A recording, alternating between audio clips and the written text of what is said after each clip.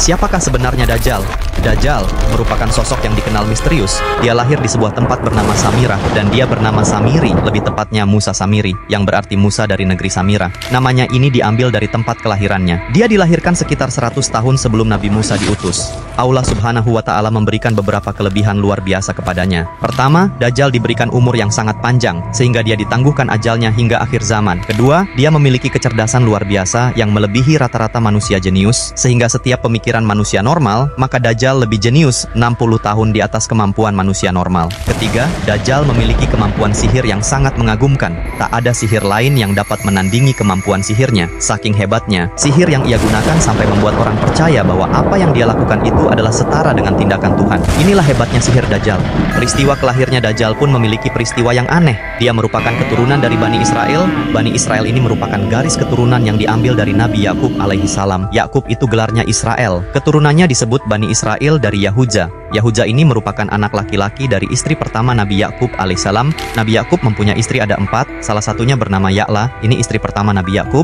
Dari Ya'la ini melahirkan 6 orang, salah satunya Yahuza dan Lewi. Dari Lewi ini melahirkan keturunan yang akan melahirkan Nabi Musa alaihissalam. Yahuza melahirkan bangsa yang dikenal Yahudi. Salah satunya Yahuza ini melahirkan generasi yang dimana pada akhirnya melahirkan Samiri. Ayah dan ibunya, kakek dan neneknya Samiri ini merupakan para penyembah berhala. Ayahnya ini lahir dari proses pernikahan adik dan kakak. Seperti ini, adik dan kakak berzina lahir ayahnya, adik dan kakak berzina lahir ibunya. Kemudian ketika ibunya sedang menstruasi, disetubuhi sama ayahnya, maka lahirlah Samiri.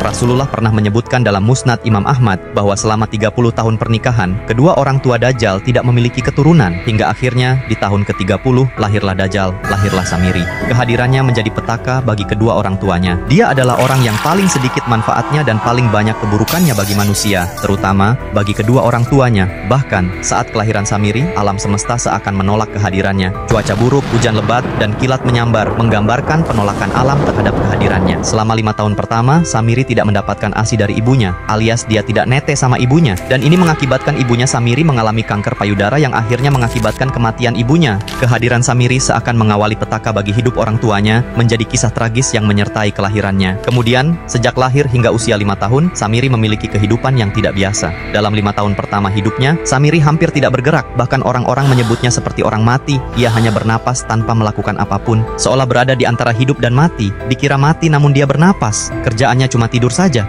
Hingga di suatu malam yang sunyi, tanpa ada yang menyadari, Samiri bangun dari tidurnya dan mulai merangkak. Ia bergerak menuju patung berhala terbesar di desanya, dan tanpa disadari, ia tidur di pangkuan patung tersebut. Bahkan dia buang air besar dan buang air kecil. Kejadian yang tampaknya tak bermakna ini berubah menjadi insiden besar keesokan harinya. Besoknya merupakan hari pemujaan kepada dewa-dewa mereka bangsa Samirah. Ketika penduduk desa, termasuk ayah Samiri yang merupakan seorang pemuka agama, melakukan ritual pemujaan. Saat mereka mulai melakukan ritual pemujaan, sang raja yang dipuja yang dipertuhankan oleh kaumnya mencium bau yang tidak enak. Betapa terkejutnya mereka saat mengetahui bahwa bau tersebut berasal dari kotoran Samiri yang ditinggalkan di pangkuan patung berhala terbesar. Raja marah besar. Ia menganggap hal ini sebagai penghinaan besar terhadap dewa-dewa mereka. Ayah Samiri yang berada di situ langsung dimarahi oleh raja. "Mengapa anakmu berada di sini? Apakah ini penghinaan terhadap dewa kita?" Ayahnya mencoba membela diri, tapi raja tidak bisa menerima alasannya. Karena tidak bisa membuktikan siapa yang memindahkan Samiri, ayahnya ditangkap dan dipenjara. Setelah melalui persidangan, ayahnya akhirnya dijatuhi hukuman mati. Pada akhirnya ayahnya dihukum mati. Sedikit manfaat bagi orang tuanya. Kehadiran Samiri terus membawa kesialan bagi kedua orang tuanya hingga mati. Setelah kematian ayahnya, Samiri dibesarkan oleh raja yang kemudian menjadikannya sebagai anak angkat. Dan ketika Samiri berusia 5 tahun, Allah memberikan azab kepada bangsa Samirah atas kejahatan dan dosa-dosa besar yang dilakukan oleh bangsa Samirah yang sudah melampaui batas. Allah pun menurunkan azabnya, maka Allah perintahkan malaikat Jibril untuk menghabisi mereka. Sementara itu, Samiri yang masih kecil, Allah selamatkan lewat perantara malaikat Jibril dan dibawa ke sebuah pulau terpencil. Ada yang menyebutkan, pulau tersebut berada di Laut Yaman, yang bernama Pulau Sokotra. Pulau Sokotra ini terletak di kawasan Yaman dan dikenal sebagai tempat yang sangat unik. Banyak peneliti dan ahli alam berusaha mempelajari keanekaragaman flora dan fauna di sana. Bahkan, UNESCO pernah mempertimbangkan untuk menjadikannya sebagai keajaiban dunia yang ke-8 karena spesies yang hidup di sana tidak ditemukan di tempat lain di dunia. Pulau ini memiliki julukan yang bervariasi, mulai dari Pulau Alien hingga Pulau Neraka karena keanehan alam dan misteri yang terkandung di dalamnya. Meski jarang dikunjungi oleh wisatawan karena letaknya yang terpencil, Pulau Sokotra menyimpan banyak rahasia. Salah satu keunikan yang ada di sana adalah adanya makhluk bernama Jas Sasra Jasasa. Makhluk ini, binatang ini digambarkan sebagai makhluk misterius dengan tubuh yang sangat besar dan penuh bulu, hingga sulit membedakan bagian tubuhnya mana yang merupakan kepala dan mana yang merupakan ekor. Jasasa dikenal sebagai mata-mata Dajjal, makhluk yang ditugaskan untuk mengawasi dunia hingga tiba saatnya Dajjal muncul kembali. Samiri kerjaannya makan minum tidur, begitu terus sampai usianya 100 tahun. Setelah 100 tahun baru dia memikirkan dirinya. Di pulau tersebut tidak ada yang lain selain dirinya dan binatang Jasasa. Jasasa ini Allah ciptakan berbarangan dengan lahirnya Samiri, karena tugasnya untuk mematai-matai Samiri, maka disebut Jasasa, pemata-mata. Sebelum bertemu dengan Nabi Musa, Samiri tinggal di Pulau Sokotra, hanya ditemani oleh seekor makhluk unik bernama Jasasa. Binatang ini bukan sembarang binatang, karena ia diciptakan oleh Allah untuk menyampaikan wahyu khusus. Allah menciptakan binatang bisa berbicara bernama Jasasa. Ia adalah sosok yang mengetahui tentang awal dan akhir kehidupan Dajjal. Dia lahir berbarangan dengan Dajjal dan kematiannya bersamaan dengan Dajjal, begitu pula muncul dan menghilangnya. Jasasa juga menjadi guru bagi Samiri. Dia mengajarkan tauhid dan mengenalkan ajaran keesaan Allah kepada Samiri muda.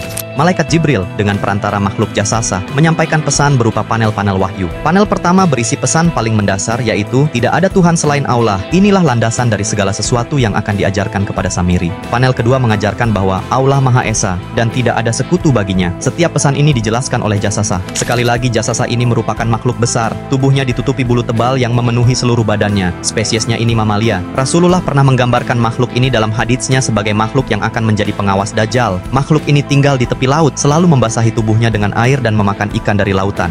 Tapi yang lebih penting, makhluk ini adalah pembawa wahyu yang menyiapkan Samiri untuk takdirnya di masa depan. Panel demi panel terus diungkapkan oleh Jasasa. Panel ketiga mengingatkan Samiri agar jangan pernah mengkhianati janjinya dengan Allah. Panel keempat memerintahkan Samiri untuk menikmati apa yang diberikan Allah di pulau itu, namun selalu menyembahnya dalam segala keadaan. Dan panel kelima menekankan pentingnya salat dan tasbih sebagai bentuk penghambaan kepada Allah yang Maha Esa. Setiap panel ini semakin memperkuat dasar-dasar tauhid dalam diri Samiri yang sedang dibimbing dalam perjalanan spiritual yang tak biasa. Panel ke-6 berbicara tentang nabi-nabi sebelumnya, dan yang terakhir, panel ke-7 menceritakan tentang Nabi Muhammad. Bahkan jauh sebelum Nabi Muhammad diutus, Samiri telah mengetahui bahwa beliau akan datang sebagai nabi terakhir dan yang terbaik di antara semua nabi. Makanya itu dia iri, karena ia sadar akan keagungan Nabi Muhammad dan kedudukan beliau di akhir zaman. Setelah menyampaikan semua wahyu ini, Jasasa berkata, "Wahai Samiri, saksikanlah, aku telah menunaikan perintah Allah kepadamu." Lalu binatang Jasasa bertanya, "Apakah kau beriman kepada Allah dan dari apa yang diturunkan kepada nabi-nabinya?" Kepada Jibril maksudnya. "Apa jawabanmu, wahai Samiri?" Namun Samiri tidak menjawab. Dia hanya diam, membisu. Samiri tidak menjawabnya, sehingga binatang itu pergi sambil menjerit sekencang-kencangnya yang membuat telinga Samiri bengkak telinganya. Kemudian datang lagi kepada Samiri, diulang lagi, tapi Samiri tetap tidak menjawab. Jasasa pun pergi dengan jeritan keras yang membuat telinga Samiri pekak 3 kali. Jasasa kembali dan menanyakan pertanyaan yang sama, namun Samiri tetap bungkam. Pada kali ketiga, Jasasa bertanya, "Apakah kau beriman kepada Allah dan kepada wahyu yang diturunkan melalui Jibril?" Samiri dengan sombong berkata, "Hei, binatang buruk rupa, lihatlah, di pulau ini hanya ada aku dan kau. Dan yakinilah bahwa panel ini bukan Allah yang kau percaya ada di langit sana. Tidak, akulah yang disebut Allah di sini, wahai Jasasa. Akulah Allah itu, Jasasa." Mendengar jawaban itu, Jasasa mengeluarkan jeritan yang sangat keras, hingga Samiri harus menutup telinganya. Saat itu binatang itu pergi dan berkata, "Kau adalah Dajjal, engkau adalah Dajjal, engkau adalah Dajjal.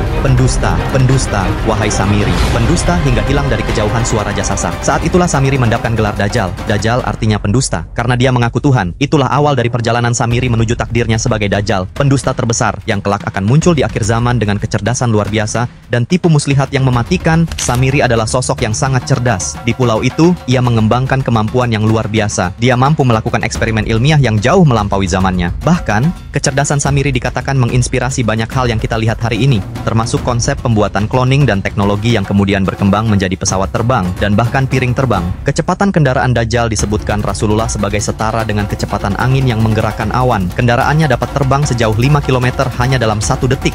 Ini benar-benar luar biasa dan tidak terpikirkan pada zamannya. Rasulullah pernah menggambarkan kendaraan Dajjal dengan perumpamaan seekor keledai yang bisa terbang dengan kecepatan luar biasa. Ukurannya pun besar, dengan jarak antara kedua telinganya sekitar 40 hasta atau sekitar 27 meter. Kita mungkin bertanya-tanya, mengapa nama Dajjal tidak secara eksplisit disebutkan dalam Al-Quran? Sebenarnya, meskipun tidak disebutkan secara langsung, Al-Quran memberikan isyarat melalui beberapa ayat yang kemudian dijelaskan secara rinci dalam hadits-hadits Nabi. Salah satu fungsi hadits adalah untuk menjelaskan apa yang tersirat dalam dalam Al-Quran memberikan tafsir yang lebih mendalam tentang peristiwa yang mungkin tidak dijelaskan secara eksplisit. Sebagai contoh peristiwa Nabi Musa dan Samiri, dalam surat Toha, ayat-ayat tertentu salah satunya ayat 84. Allah berfirman kepada Nabi Musa, "Apa yang membuatmu tergesa-gesa meninggalkan kaummu, wahai Musa?"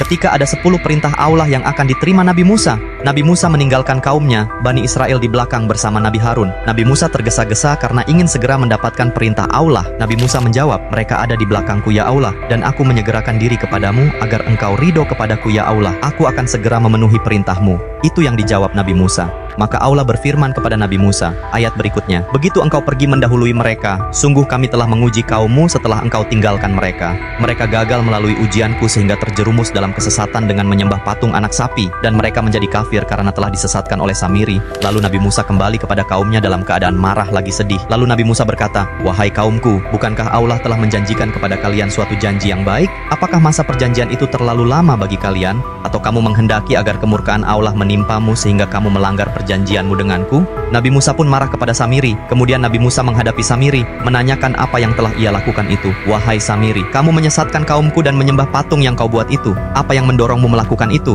Bagaimana Samiri membuat patung anak sapi itu? Kita balik sedikit bahas Samiri saat berada di Pulau Sokotra. Di pulau itu, ia tinggal sejak usia 5 tahun hingga mencapai usia 100 tahun.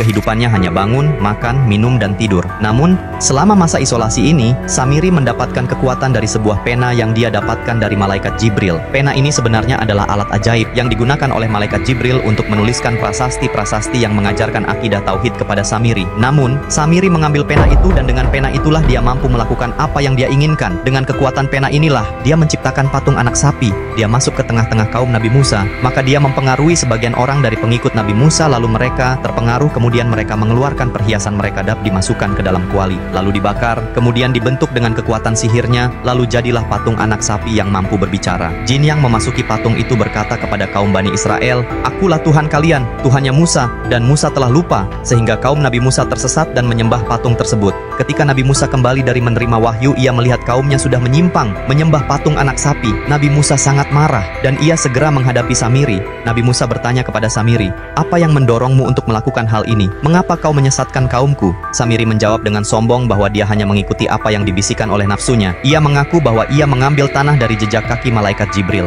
dan mencampurkannya ke dalam patung itu dengan kekuatan tanah dari malaikat, dan dengan bantuan pena ajaibnya, Samiri menciptakan patung tersebut yang dapat berbicara. Setelah mendengar pengakuan Samiri, Nabi Musa menghancurkan patung anak sapi itu. Nabi Musa berkata, "Pergilah kau, Samiri." Nabi Musa menghancurkan segala bentuk penyembahan berhala yang pernah dilakukan oleh kaumnya. Namun, hukuman bagi kaum Nabi Musa yang menyembah patung anak sapi ini harus bertobat, dan tobatnya dibunuh dengan orang yang beriman. Maka mereka yang menyembah patung anak sapi yang disesatkan oleh Samiri dalam keadaan merunduk untuk dipenggal kepalanya. Yang masih hidup mereka tidak mau dipenggal kepalanya. Mereka pun melawan, maka terjadilah perang antara sesama umat Nabi Musa. Pada saat itulah Nabi Musa memohon kepada Allah, "Ya Allah, cabut hukuman ini. Andai engkau selesaikan hukuman ini, maka habis umatku ya Allah." Maka Allah mengampuni mereka yang sudah bertobat, dan hukuman itu pun dihentikan, dan Allah memberikan pahala kepada orang yang beriman yang meninggal karena hukuman tadi.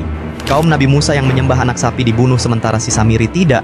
Samiri cuma diusir. Kenapa tidak dibunuh? Karena yang membunuhnya Nabi Isa alaihissalam di akhir zaman nanti. Setelah diusir dari kaumnya, Samiri tidak berhenti berbuat dosa. Dia menjelajah dari satu negeri ke negeri lain, menyamar dengan berbagai identitas. Dengan kekuatan supranatural yang dimilikinya, Samiri mengganti namanya, bahkan penampilannya. Untuk menghindari pengenalan, ia terus menggoda dan menguji keimanan manusia, tak peduli zaman apapun itu. Bahkan pada zaman Nabi Isa pun, Samiri bertemu dengan Nabi Isa alaihissalam. Pada saat zaman Nabi Isa, Samiri merubah namanya menjadi Yudas Iskariot. Sampai pada akhirnya ia akan kembali dalam wujud yang lebih menakutkan di akhir zaman, sebagai sosok yang dikenal sebagai Dajjal, sebuah perwujudan dari fitnah terbesar yang akan menguji seluruh umat manusia, dan itu adalah puncak dari misi panjang Samiri dalam menabur kebohongan di dunia ini.